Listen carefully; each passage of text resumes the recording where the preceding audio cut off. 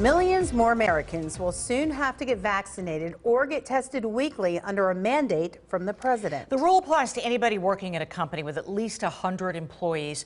The deadline to comply is January 4th. Hannah Branch joins us live to explain how this will impact Pennsylvania businesses. Hannah? Alicia, Valerie, it's up to the Occupational Safety and Health Administration, which is better known as OSHA, to enforce this mandate. It'll affect an estimated 84 million workers, including tons right here in Pennsylvania. The clock is ticking for American businesses with at least 100 workers. They have 2 months to get their workers vaccinated or test them weekly. We know the most disruptive thing in a workforce is to have a COVID outbreak and to have workers in that workforce come down with COVID infection, severe disease, and in some cases death. But there are questions about how businesses are supposed to implement the policy. Pennsylvania businesses need to know what is expected of them. This rule is almost 500 pages long.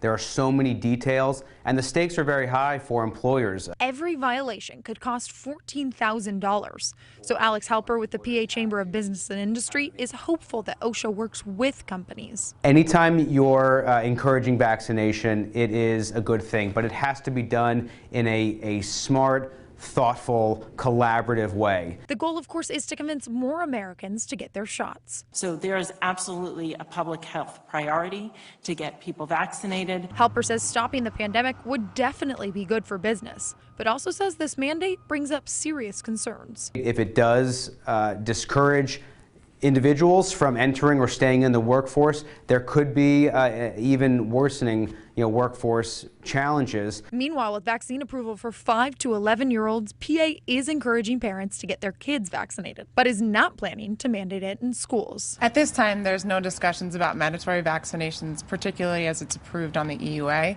and so that's not in the forecast for the near future. This employee mandate also applies to any healthcare worker at a facility that accepts Medicare or Medicaid, but there's no testing exemption for those employees, so they do have to get vaccinated.